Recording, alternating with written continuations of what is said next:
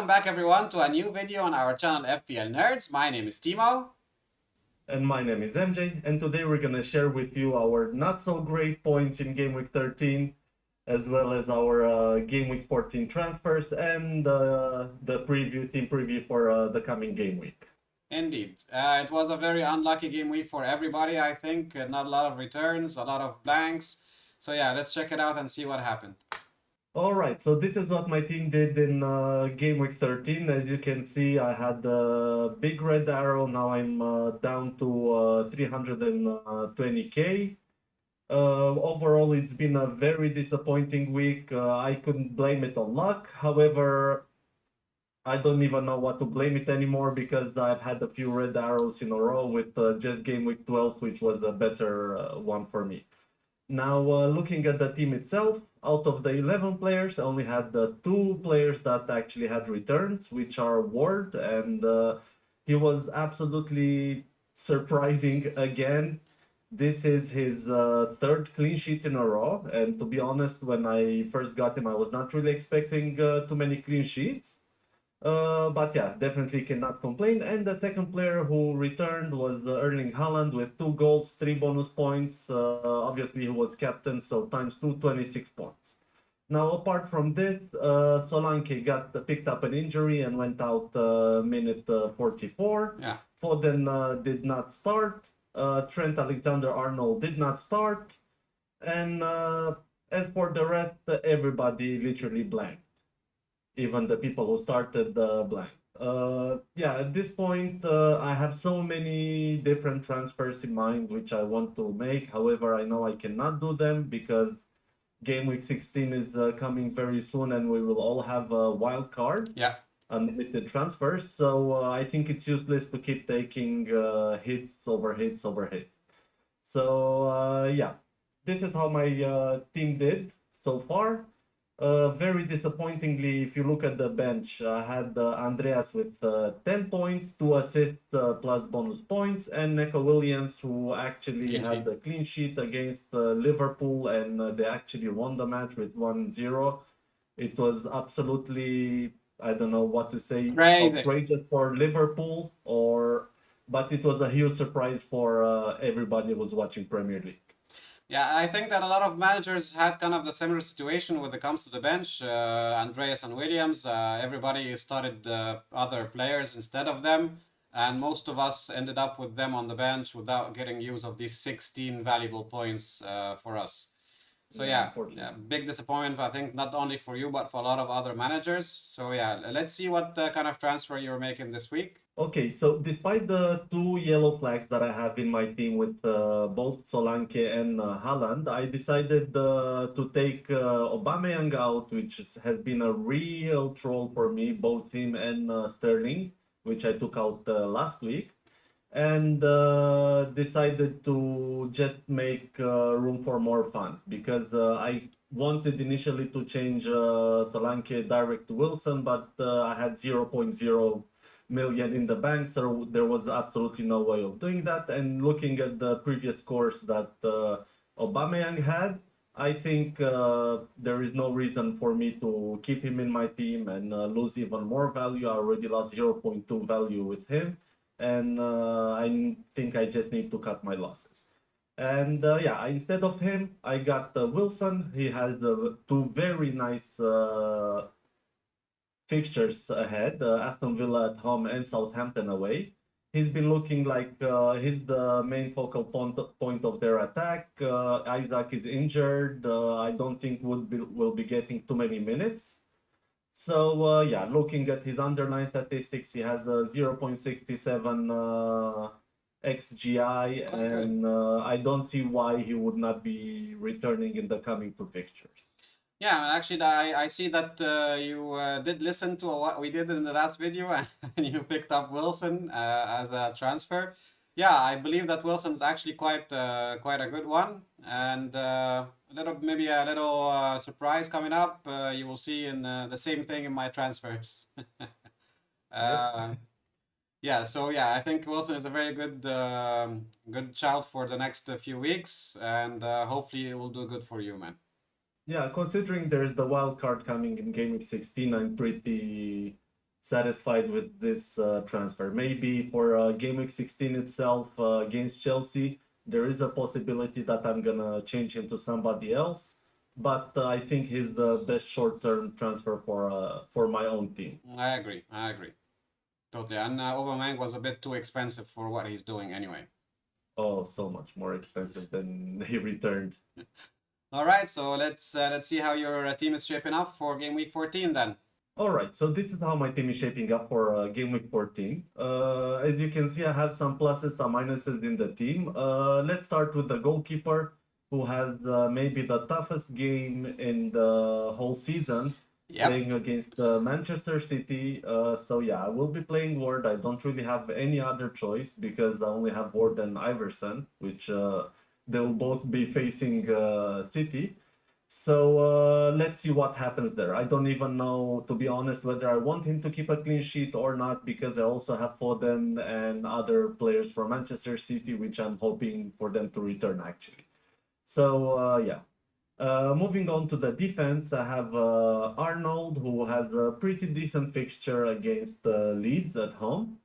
I'm hoping for a clean sheet here. Lately, Liverpool have been a little bit more solid defensively, and it looks like they're starting to become a little bit more organized. Next to him, there is Cancelo, who will be playing obviously against Leicester, who don't have a great attack, despite the fact that in their last game they scored 4 goals.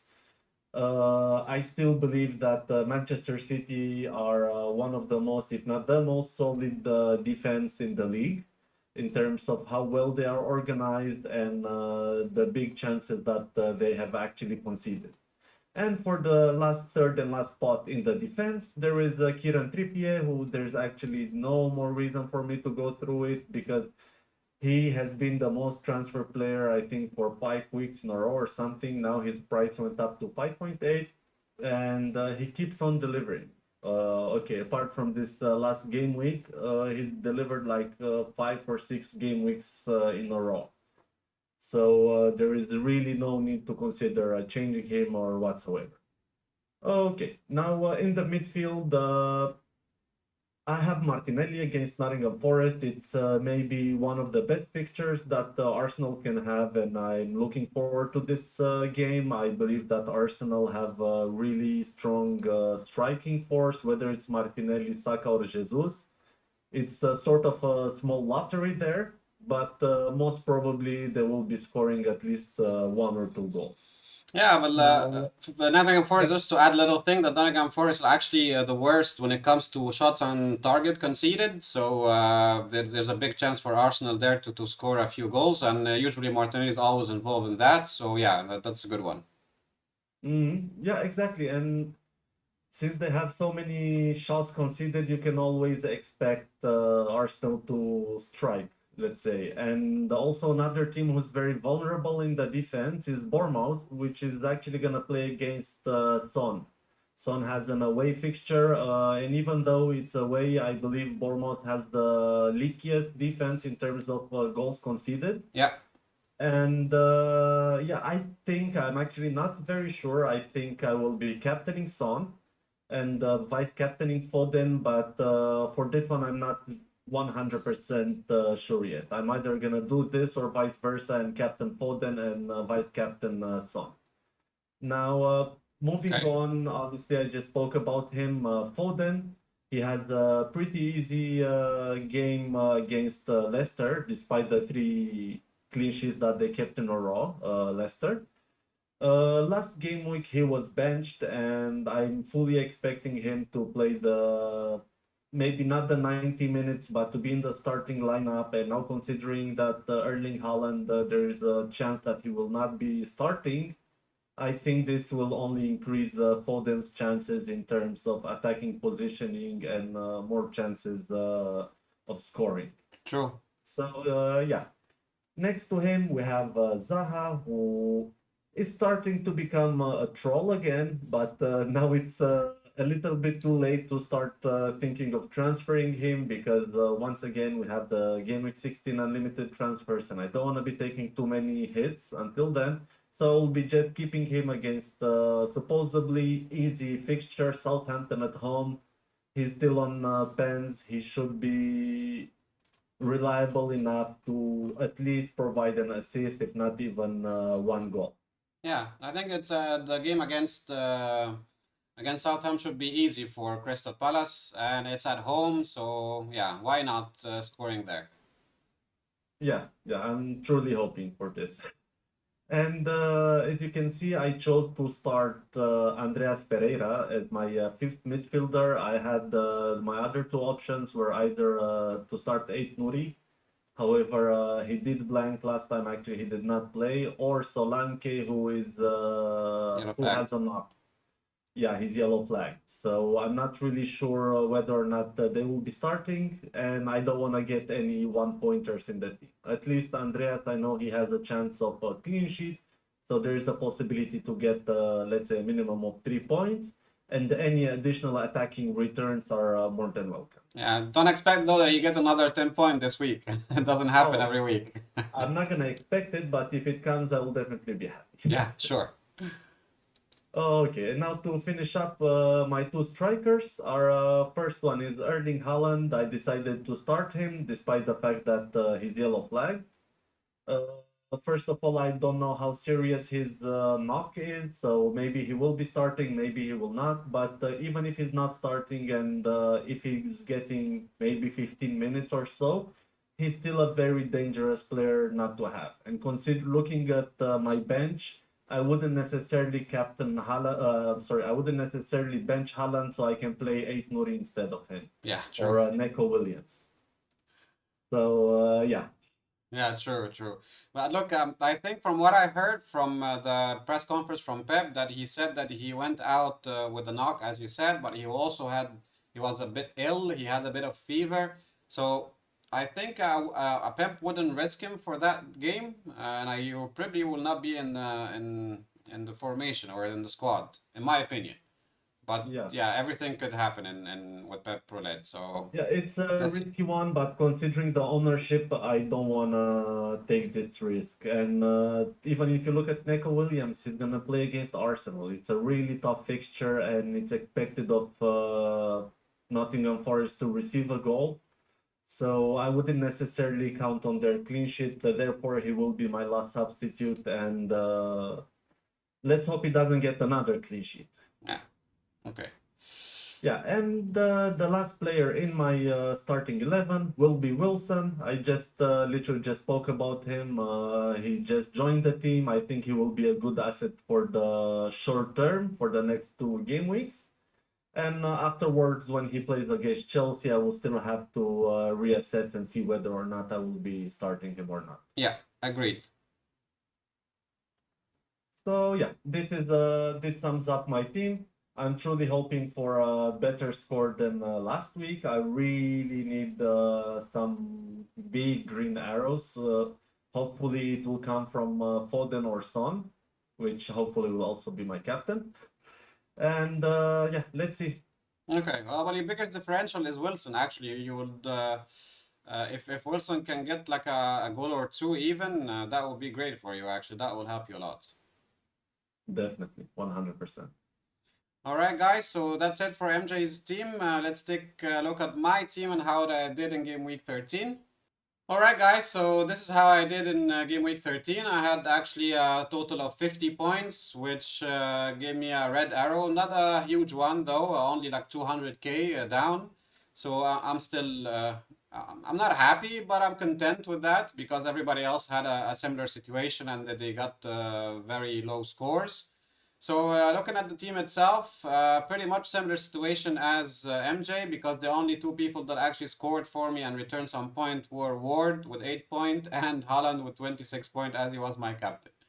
Everybody else had ones and twos, and apart from Bowen who had 3 points, which still not a return. But anyway, the big points were on the bench this week. It was Andreas That's 10 point. absolutely crazy. And I saw some accounts on Twitter. Some people had like 36 points on the bench, and it Wow. was just crazy. Yeah, a lot of points on the bench indeed. And just to clarify something, I actually wanted to start Trent in the last week, but in the last moment before the deadline starts, I heard from a very reliable source that Trent was not starting this match, so that's why I decided to put him on the bench and play Elliot instead.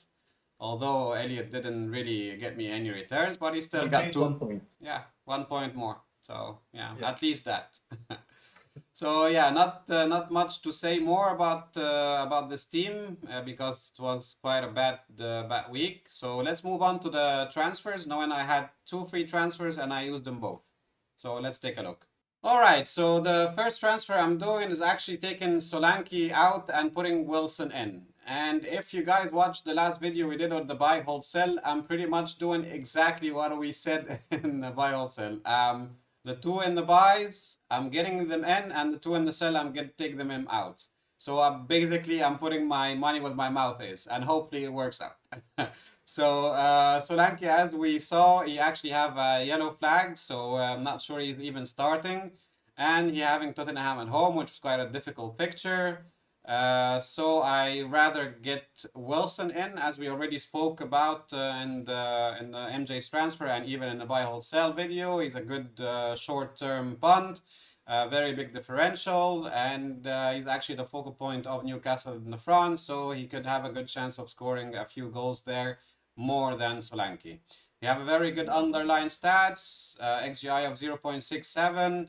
4 goals, 1 assist so far to his name. So overall, I think that's a pretty good transfer for now, for the next 2 weeks at least. All Yeah, right, definitely. There's nothing really I can add to that because right. you literally did the same transfer that I did. So yeah, I think it's a good one. Let's go Great. so. All right, so let's move on to the next one. Okay, so the second transfer that I did, as I mentioned, the same as we did in the buy hold sell, I took out Bowen because Bowen is also yellow flag now. He lost the penalties. He didn't return in the last match. He gave me a couple of returns, which I'm happy about, helped me with the ranks a bit. But now he's injured, no more penalties, and he's facing Manchester United away the next one. So a lot of indications to actually help me with the decision, and I took him out for Marcus Rashford. So Marcus Rashford actually, Manchester United in general are having a very good run of fixture up till, I don't know, game week maybe 20 or even more. He's one of the three main guys in the front for Manchester United. He already have 3 goals, 2 assists to his name. XGI of 0.45, which is not bad. So I'm really hoping he could deliver in the next 3 matches up till game week 16. And he's only 6.6 million, so it's not a big loss if he doesn't really return in the next couple of game weeks. Yeah, that's one thing. Also, if you look, you just mentioned the XGI is 0.45, but look at the fixtures they had so far. They were way tougher than the ones that are coming. True. So I can only expect the 0.45 to go up. Yeah, the best run of fixture of Manchester United is actually coming from this game week on. So if they're gonna do anything, they should do it right now. Mm-hmm. Okay, so that's it from my transfers. Let's see how the team is shaping up for game week 14. All right, guys, so this is how my team is shaping up for game week 14. In the back, I decided, of course, to go with Sanchez instead of Ward. Ward, as we mentioned in MJ's team, he have a very hard fixtures against Manchester City, so probably will be conceding a lot and maybe get returned some a minus point. Sorry, dude. So I decided to go with Sanchez. You have kind of a tricky fixture against Chelsea, but it's at home, so the chances are better than Ward anyway to keep a clean sheet. Maybe a few save points there. So let's see what happens. But I'm not really like expecting much from him anyway. But it's a possibility, though, looking at Chelsea's attack, they haven't been very sharp lately, so a nil-nil is a possibility. Yeah, that would be ideal actually for me because I also have Cucurella in the back, as you can see now, playing against Brighton. So actually, if it does finish 0-0, that would be the best scenario for me because I will have 2 clean sheet from them. Chelsea are been also proving that they are better defensively, especially when Potter joined the team. And Cucurella is one of the nailed players so far, so I think he's a good chance of having a clean sheet there. Next to him is Trent, who are having a very good fixture with Salah against Leeds at home. I think, and Salah actually will be my captain for this week. I think he's the best candidate of all of the players I have in front of me right now. Maybe Jesus, because Jesus also have a very good fixture against Nottingham Forest, but I think I will keep the captain for now on Salah. Salah have a better chance of scoring in this one because it's at home at Anfield and it's against Leeds, one of the leakiest defenses in the Premier League so far. So the Liverpool boys have a very good chance of getting a turn there. Going back to the defense, I have Trippier, who is marked as Foden currently. Sorry for the for a little mistake, but it's actually Trippier who's facing Aston Villa at home. So it's a very good chance of him keeping a clean sheet. Even though Villa are starting to be better, especially in the last match offensively, I think they're gonna be a bit harder to break the Newcastle defenses. And Trippier can always have a chance also of getting like an attack and return here or there. Hmm. Finally, in the defense, I have Cancelo, who's facing Leicester. I think Leicester are improving, but still they are facing the strongest team in the Premier League against Manchester City. So I don't think they will have a big chance of scoring there. So most probably Cancelo can keep a clean sheet and maybe an attacking return also, hopefully. Let's hope so. All right, so going to the midfield, we already talked about Salah. I have Zaha, who's facing Southampton, same as MJ. Quite an easy fixture. He's a talisman of Crystal Palace. Everything basically go through him when it comes to attack. So hopefully he can score again and get me some points there. And finally, Rashford, the new addition to my team, who I'm wishing really to score in the next 3 game weeks and get me some attack and return, especially with a good match at home against West Ham. West Ham is a bit of a, I don't know, mixed bag when it comes to defense, so I don't know what to expect from it, but Manchester United themselves have been improving recently, so I think they have a good chance of scoring there, maybe. They are strong enough to score against West Ham, I would say. Right? Yeah, that's what I thought too, and that's why Rashford is in. Yeah, that quickly you have also of course other options in Manchester United if you want to go there like Sancho, Anthony or even Ronaldo, but I think the most assured one is Rashford, so that's why I went with him and he's actually the cheapest. Finally, when we come to the front three, I have Haaland, which I'm still gonna be starting. Although I heard from a couple of sources that he will probably not be starting. But even if you get like a 15, maybe 20-minute cameo at the end, he can still maybe deliver something there. So let's see. If he doesn't start at all and he doesn't play this match, I still have Elliot on the bench as first sub, which will probably be starting due to the injuries they have in the midfield. And he actually scored in the last Champions League game. So maybe he can do something there finally for me in the Premier League. I really wanted him to score. He trolled you for a bit this season. Yeah, yeah. I thought it would be his season, but still not yet there. Anyway, going back to the front, I have Jesus, who is currently as my vice captain, having a super fixture against Nottingham Forest at home. I'm actually still kind of considering a 50-50 chance of maybe captaining him instead of Salah, but my gut is always telling me Salah, my homeboy. I always have to go with my homeboy with this one. But yeah, Jesus have a very good chance of scoring against Nottingham Forest. They are very bad defensively. Jesus has been shown that since the beginning of the season that he can score a lot, and he's been a great addition to the Arsenal team. And he's always playing the 90 minutes most of the time. So I think Jesus can be a big help with the returns in this one. Yeah, he's And definitely a good pick. yeah, the, 100%. the whole. If you have any of the Arsenal actually forward players, you're in a good position. Like Martinelli, even Odegaard. If you have Odegaard, you still have a chance of getting a few returns there. Yeah, it's a really, really decent fixture. So, yeah. Yeah, any of Saka, Martinelli, Odegaard can have a chance of scoring in this one. Hmm. And finally, in the front, my new addition also to the team, Wilson against Aston Villa at home. It should be a good match. I would not say easy because Villa also can be proved sometimes to be difficult. But overall, I think Newcastle have a better chance of winning this one. And if they're gonna win and score some goals, Wilson probably be the one who involved in. Hopefully not Almiron, because Almiron has been kind of Again. getting me nightmares, man. I don't think it's sustainable though with Almiron, and I think it will go down a bit, and Wilson could be the one to score there. But let's see what happens. And finally, the bench, we already mentioned Warden Elliott. We have Andreas, a second sub with the game against Everton at home. Everton have been improving recently, so I'm not sure you're going to get much there. Maybe a clean sheet, so 3 points. So that's why he's actually on the second option.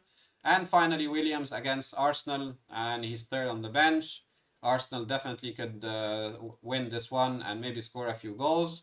However, last week we said the same thing when you were facing Liverpool and they actually won against Liverpool and Williams managed to get 6 points out of nowhere. So I don't know. And Trent managed to get 1 point. Yeah, exactly. So anything could happen in Premier League, but statistically speaking, I think Williams should be third on the bench anyway. Yeah. Okay, so It's looking good overall, I would say. yeah, all right, yeah. Yeah, 100%. Even the transfers that you made, they both look good short term now until game week 16. In Rashford's case, even further, but it doesn't really matter because everybody will be having a wild card. True. So yeah, overall, looking at the team, it looks pretty decent. Let's see what happens with Haaland, and most important this week, I think, for most managers, will be the captaincy choice. True, a captain's choice can make it or break it this week because if Haaland is not there and most of the people usually captain Haaland, you will have a choice now of other players, and if you pick the right one, that will can help a lot. Exactly. All right, guys, so that's it for today's video. I hope you enjoyed the content. Please don't forget to subscribe, drop us a like, and also hit the notification bell so you can get all the new videos. Good luck for everyone. Have a good one, and we'll be seeing you soon. All right, cheers.